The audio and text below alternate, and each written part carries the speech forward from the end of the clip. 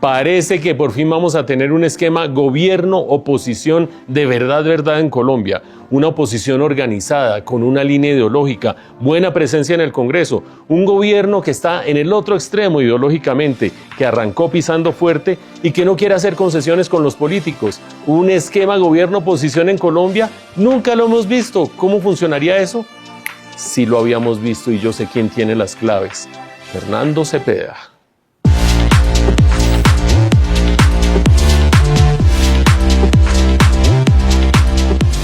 Fernando Cepeda, bienvenido a Entrevista Reina del periódico El Tiempo. Muchas gracias por la invitación, a tus órdenes. De tu vasta experiencia, Fernando, que podríamos aquí tener un buen rato recorriéndola entre exministro, exembajador, yo quiero destacar algo muy importante, bueno, fuera de la sapiencia y el olfato político, pocas veces igualado. Quiero enfatizar uno. Tú fuiste quien ayudó a diseñar bajo el gobierno del expresidente Barco, de manera totalmente clara, un sistema gobierno-oposición. Así es. Algo bastante peculiar en este país, en que los gobiernos pues buscan mayorías a todo costo, a toda costa, con presupuesto, con puestos, con lo que sea, pero no están muy acostumbrados a hacer un buen gobierno frente a una oposición vigorosa. Así es. ¿Qué lecciones podemos sacar de un esquema gobierno-oposición bien jalado para la coyuntura actual? Y de lo que pasó. ¿Y de lo que pasó? Sí, no, es una gran cosa poder decir algo sobre eso. El presidente Barco quería restablecer plenamente la democracia en Colombia. Veníamos de los gobiernos del Frente Nacional, casi más de 20 años. Y él consideraba que ya era la hora de que funcionara la democracia como corresponde.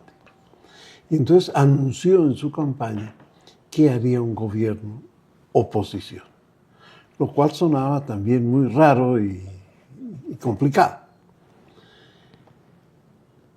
Resolvió nombrarme a mi ministro de gobierno, me dijo unos 5 días antes del 7 de agosto, y digo la fecha porque como que no me dio tiempo. De preparar bien las cosas. Sí, porque es muy difícil, ¿no? Porque es una cosa muy novedosa en Colombia. Y yo pues enseñaba y enseño política, pero nunca he militado en la vida política. Conocía a muchos congresistas, pero no formaba parte de ese medio. Entonces, para él era como la figura importante para que introdujera el tema, como para que hiciera la pedagogía. Y tal vez como que no había una crítica contra mí por hechos anteriores en la vida política, porque realmente no había tenido vida política. Había sido consejero presidencial en el gobierno de López Miquelsen en los últimos 6 meses. Pero vida política, partidista, no. Tenías la impunidad del forastero. Exacto. Entonces esa era una ventaja para introducir el sistema. Luego se convirtió, quizás, no sé si en un problema, pero en varias ocasiones, siendo el ministro de Gobierno, que era como se llamaba el Ministerio del Interior, parlamentarios plantearon, inclusive fueron al despacho a decírmelo, un debate para decir que yo no era liberal, porque obviamente era un gobierno liberal, que planteaba una oposición conservadora y en ese momento también de la UP, de la Unión Patriótica, porque se había hecho el acuerdo de paz con Belisario y ese era el resultado político. Entonces, me parecía que era la persona que podía hacer eso sin que la pudieran calificar de sectario o de cualquier otra manera. Y estoy en lo cierto cuando digo que un esquema de ese estilo, de las múltiples características que tiene, una de las más importantes es el gobierno no trata de cooptar a los demás mediante prebendas y demás, sino que fija una agenda y lo hace bien o lo hace mal. Y respeta. una fuerza política o varias que se declaran en oposición y considera que la oposición no solamente es respetable, sino útil y conveniente. Pero eso es muy difícil de entender en Colombia, doctor. Bueno, en esta coyuntura es muy importante. Ahora es muy importante. ¿Cómo puede ser útil y conveniente para un gobierno tener una oposición vigorosa y bien definida? Nosotros la reclamamos vigorosa y fuerte, porque creíamos, y yo sigo creyendo, que una buena oposición ayuda a un buen gobierno. ¿Cómo? Porque la crítica es fundamental en la vida democrática. El disenso, el desacuerdo, es fundamental. Que si no hay eso, los gobiernos como que se acomodan, como que se convencen de que son muy buenos, de que las cosas van bien, y eso no ayuda. Y es importante que en una democracia la gente tenga la oportunidad de expresar su desacuerdo, su crítica, y que haya canales institucionales para eso. Además, como todavía había guerrillas, era una manera de decirle a las guerrillas: vea, el desacuerdo, la crítica, se puede expresar institucionalmente sin violencia por medio de la oposición civilizada, seria, dura, con ironía, con vigor. No es necesario tomar las armas para expresar el desacuerdo. Fundamental. En la actual coyuntura, Fernando, estamos quizás por primera vez en 2 décadas o 3 décadas en una situación análoga. Así es. Porque tenemos una oposición de izquierda con unas ideas muy definidas. Así es. Una bancada muy sólida, además una bancada que fue escogida por mecanismos casi que más modernos y democráticos que muchas de las otras bancadas, con una lista cremallera, etcétera, etcétera, y con un liderazgo fuerte que difícilmente se va a dejar cooptar, ya sea el del presidente Petro o sea el del ex candidato Iván Cepeda, que difícilmente se van a dejar cooptar por el gobierno.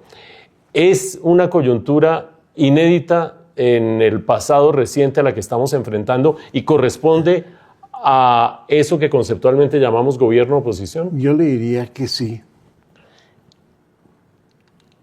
Y expresaría que la naturaleza es muy diferente a la que vivimos, porque en nuestro caso era liberalismo en el gobierno, conservatismo y un grupo minoritario, la Unión Patriótica, en la oposición.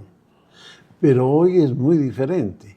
Hoy es en el gobierno yo diría que una especie de conservatismo, lo pueden llamar derecha o lo que quieran, pero una especie de conservatismo para asimilarlo al pasado.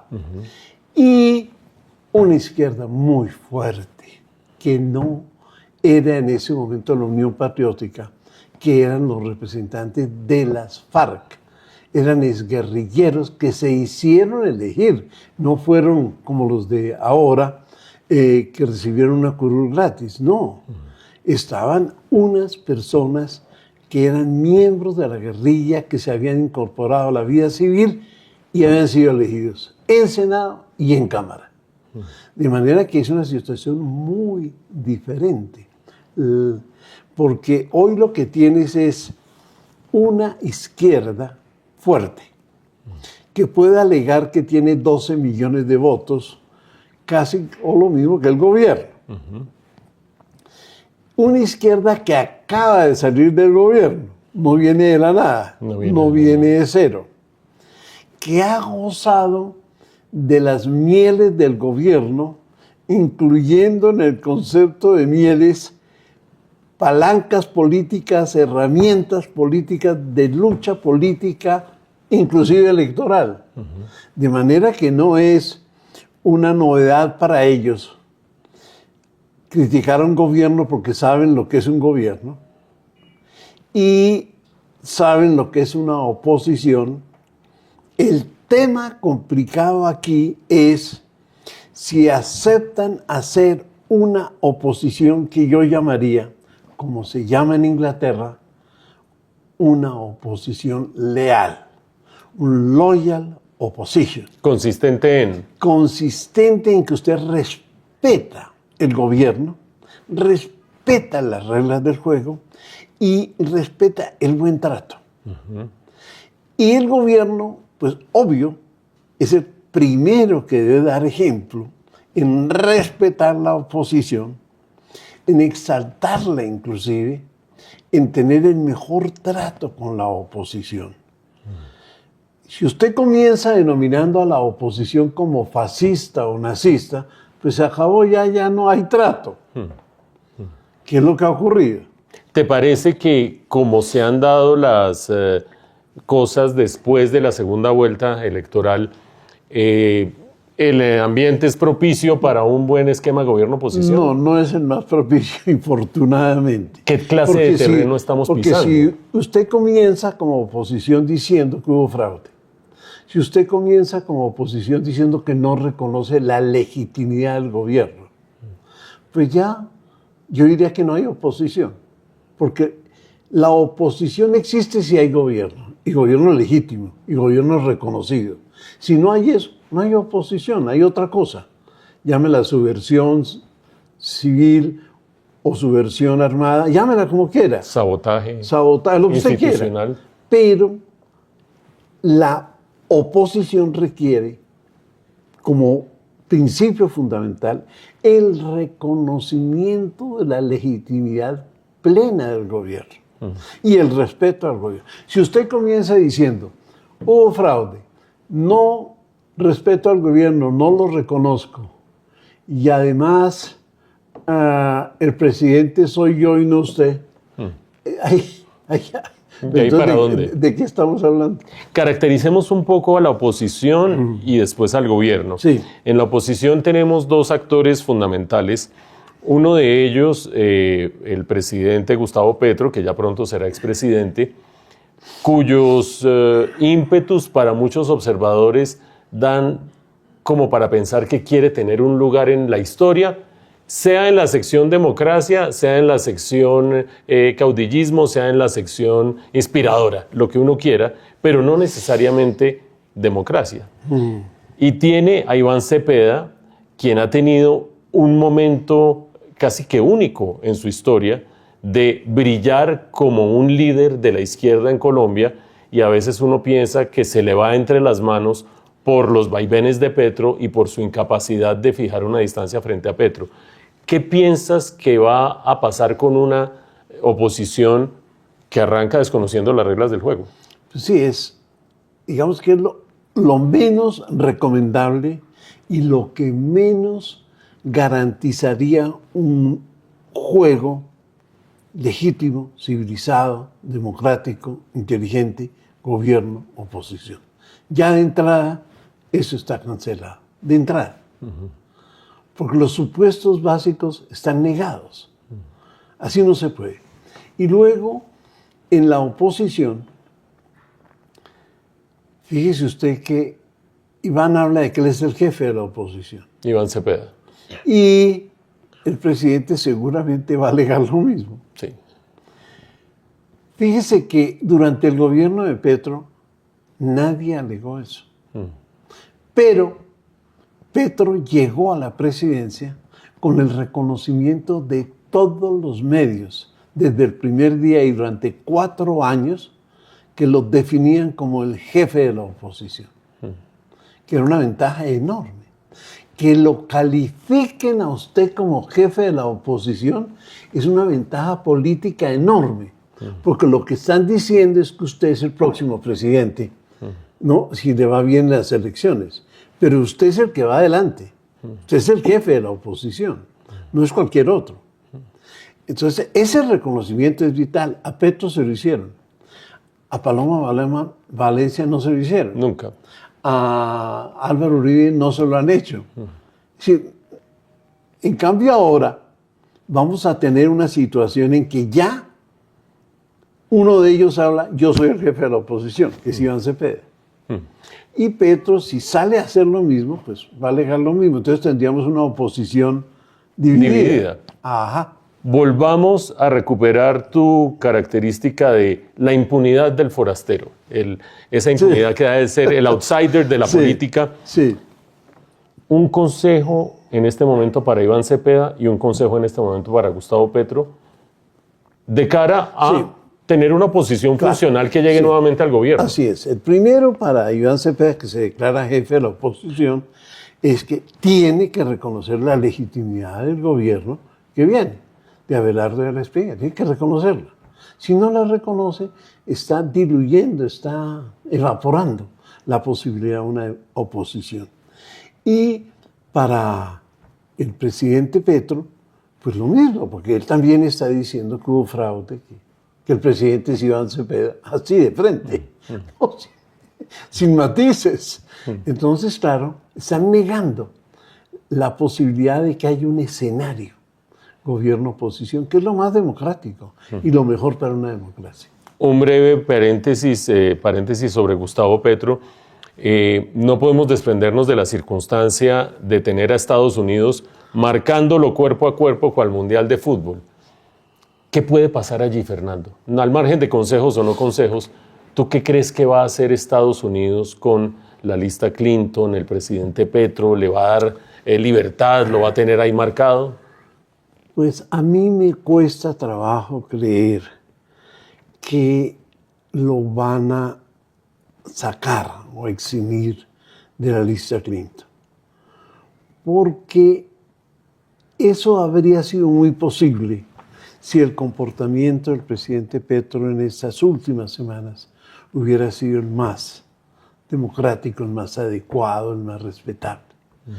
Pero una vez que el presidente desconoce, por ejemplo, el resultado electoral o la legitimidad del presidente de la Espriella, es decir, hacerle un gesto es muy difícil por parte de Estados Unidos.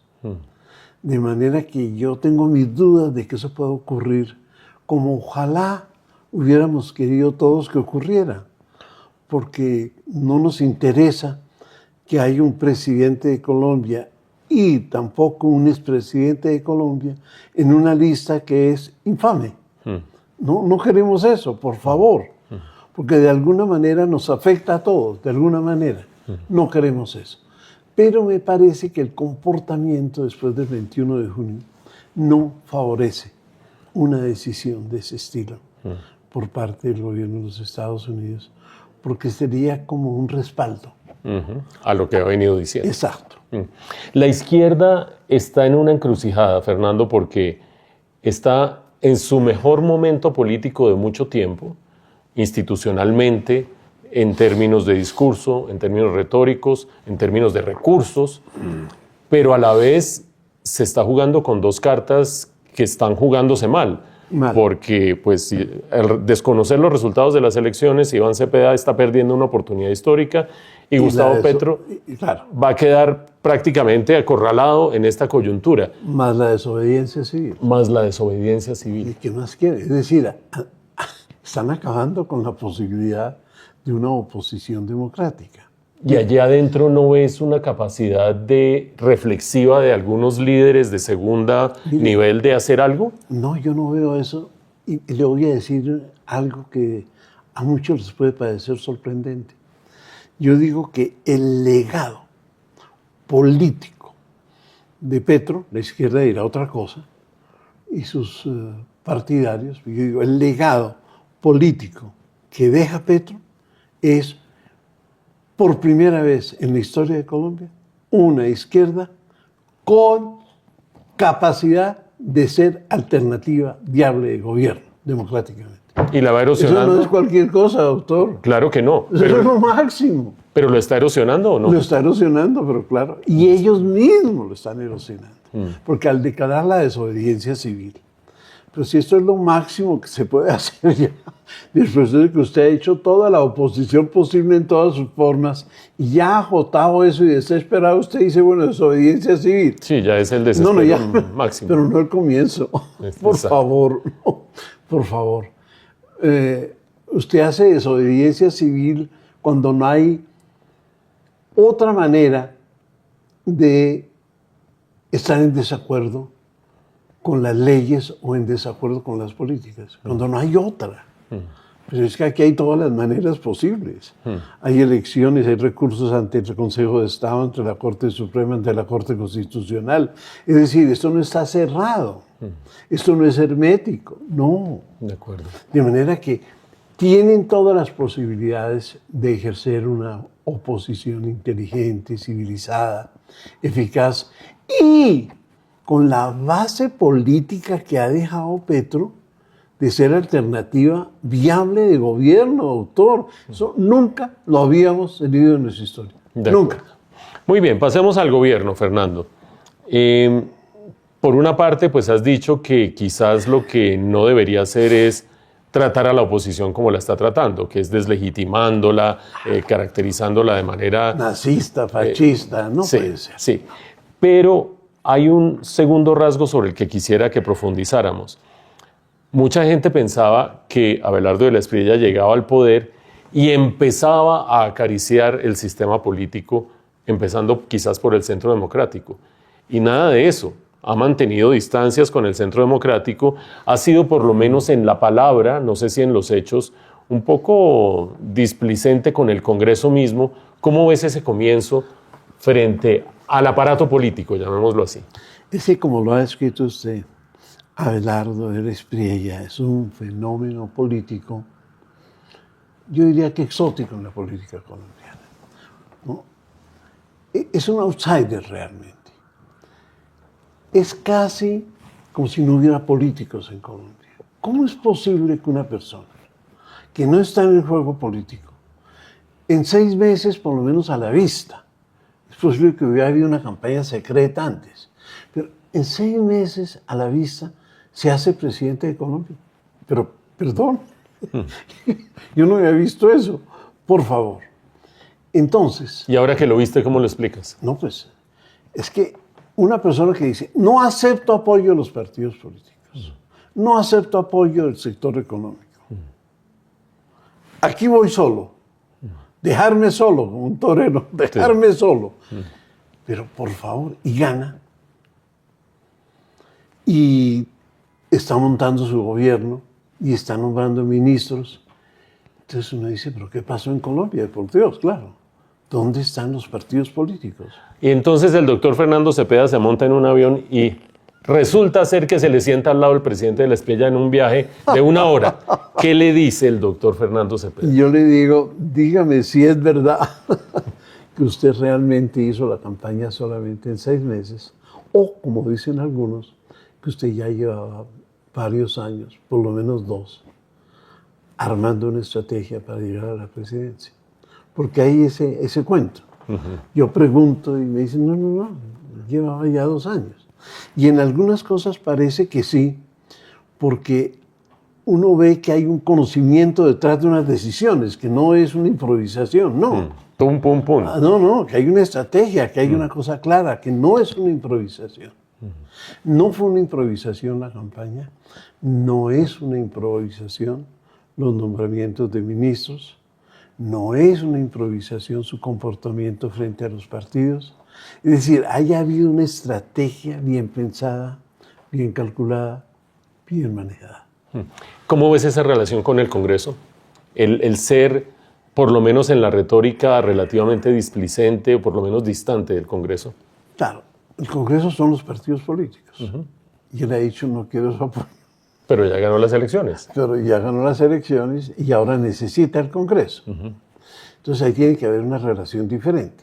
Nombra un ministro de gobierno, que es el enlace con el Congreso, que pues tiene una trayectoria política, que la tiene, por su padre y por él mismo, y ha sido congresista.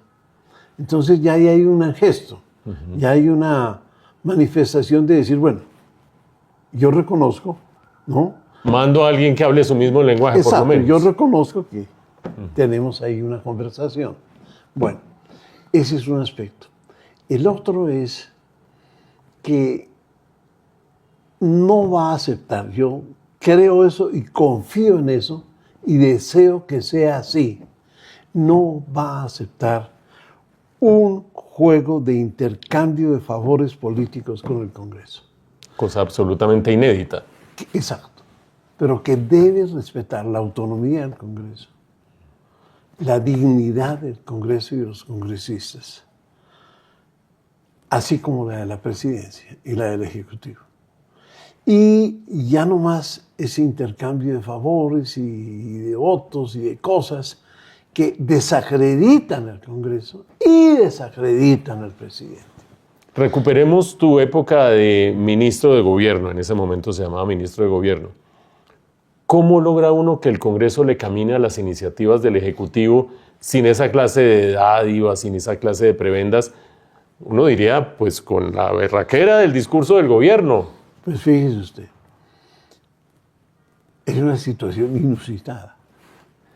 Que el presidente Barco diga, bueno, el ministro de gobierno, que es el ministerio político por excelencia, se lo doy a un señor que no ha hecho política jamás.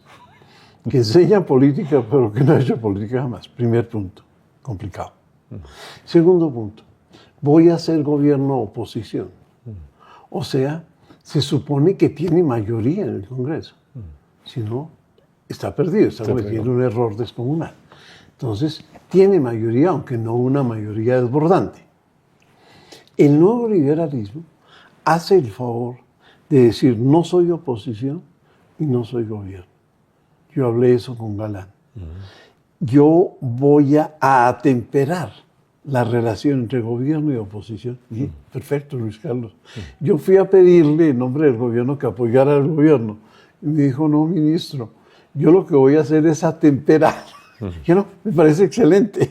Y me volvió del presidente y le dije, presidente, no va a apoyar al gobierno, sino va a hacer eso. Y yo le dije que sí, imagínense. ¿Y qué clase de ministro tengo?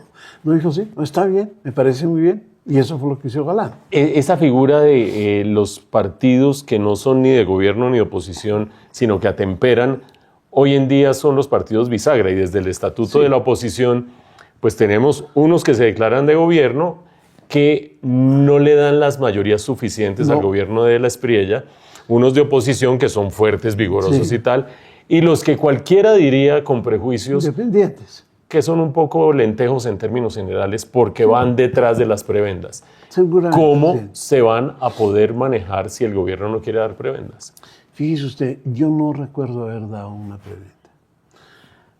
Pero yo no me atrevería a decir que el gobierno no las dio. ¿Cómo así? Es claro. Es decir, yo no las di.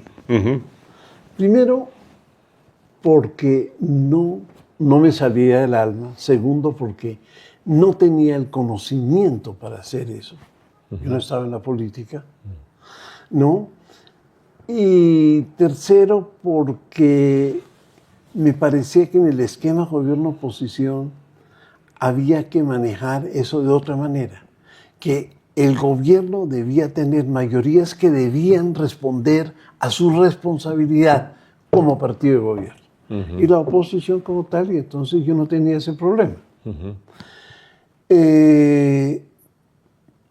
Pero sí creo que hubo computador y que el computador se manejó desde la Secretaría General en Palacio. Asignando unas posiciones y unos... pero no yo.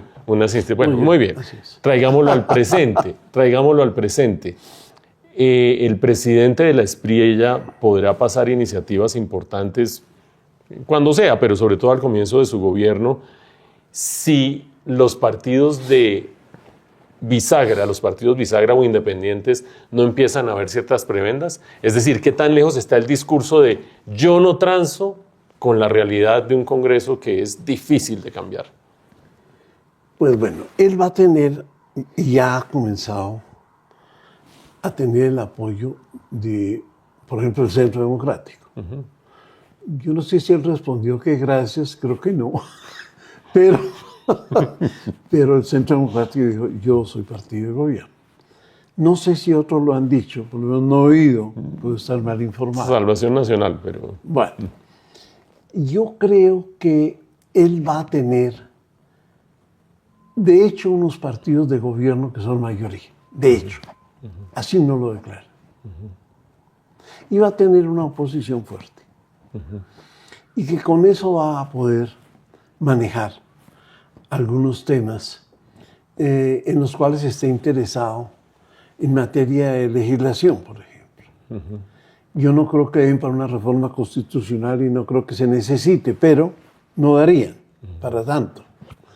Pero sí para pasar algunas leyes, aunque inclusive pienso que no es que el país necesite muchas leyes, doctor. No, grandes reformas, ¿no? Sí, con las que ahí se pueden hacer cosas importantes. Y entonces lo que habría con el Congreso sería una relación civilizada, respetuosa, de propiciar, por ejemplo, la crítica, el control, a los ministros, al gobierno, que se hace muy poco. Aún cuando ha habido oposición, se hace muy poco, doctor, y con muy poca eficacia. Fíjese, los ministros que citaron durante ese gobierno, no pasó nada, y no recordamos nada de las citaciones que hacía la oposición. De acuerdo, no. De acuerdo. Entonces, porque aquí no funciona bien eso, por mil razones. Entonces, yo creo que no sería muy grave que él no tenga todo el poder legislativo para legislar. Pienso eso. Seguramente piensa lo contrario. Pero... Sí, habrá que ver. Finalmente, Fernando, el presidente electo, Abelardo del Espriella, tiene como una moneda con dos caras. Por una parte, ganó por una mayoría muy exigua, por una votación muy exigua frente al candidato Iván Cepeda. Por otra parte, parecería que llevaba 2 años preparando lo que va a ser el arranque del gobierno, porque ha ido con todos los fierros, por lo menos eso es lo que estamos viendo. Así es. Esa moneda de doble cara. A ese presidente que está entrando, por favor dile algo que tendría que hacer en los primeros 100 días para fortalecer su posición frente al país y un error que no debería cometer de entrada. Yo diría que lo que tiene que hacer, en primer lugar, es realmente invitar, así con generosidad, con convicción, a que haya una oposición fuerte al gobierno y que exprese su respeto por esa oposición y su necesidad como gobierno de contar con una oposición leal, sí, leal quiere decir que respeta las leyes, respeta el buen trato, etcétera, y que es eficaz en la crítica, porque una buena oposición construye un buen gobierno, doctor. ¿Y qué no hacer? Casi que el complemento. Claro, claro. Dejar de hacer lo que está haciendo. Así es. ¿Es posible fortalecer a la oposición separando a Petro?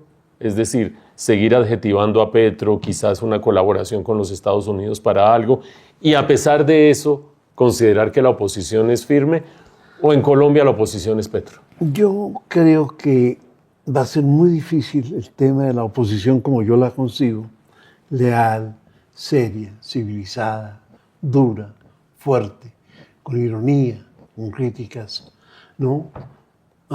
Importantes. En parte porque se ve una división en el pacto histórico para hacer esa oposición. ¿Quién la hace y quién la hace mejor? Porque, digamos, ser jefe de la oposición significa, aunque el cargo no existe, pero si de hecho le dan a usted ese título, significa que usted es el próximo candidato presidencial. Así es. Esa es la verdad verdadera. Eso fue lo que aprovechó Petro. Si no se puede hacer eso, si eso queda dividido, roto, pues es un problema muy grande para el país, para la oposición, para el gobierno. Y luego se requiere de parte del gobierno, y eso no lo hizo Petro, expresiones constantes de respeto, admiración a la oposición. Es que la oposición hay que manejarla con admiración, con respeto, porque hoy por ti, mañana por mí. Hay que enaltecerla. Es el mejor. Enaltecerla. Tener un buen contendor es la mejor manera de enaltecerse a uno mismo. Porque la oposición, en teoría, es el próximo gobierno, es la alternativa. Y eso hay que respetarlo. Sí, señor. Y no hay que denigrarlo. ni descalificarlo. Y es ese juego de gobierno-oposición lo que produce la alternación, en el poder. lo que permite crear la alternativa. Eso es lo importante, esa es la democracia. Vamos a ver si en estos días próximos se enderezan un poco las cosas o si seguimos un poco empantanados como en ese frente por lo menos parecemos estar. El trato que Petro le dio a la oposición fue denigrante. Así es. Fernando, muchas gracias por haber estado en la entrevista reina del periódico El Tiempo. Encantado. Muchas gracias.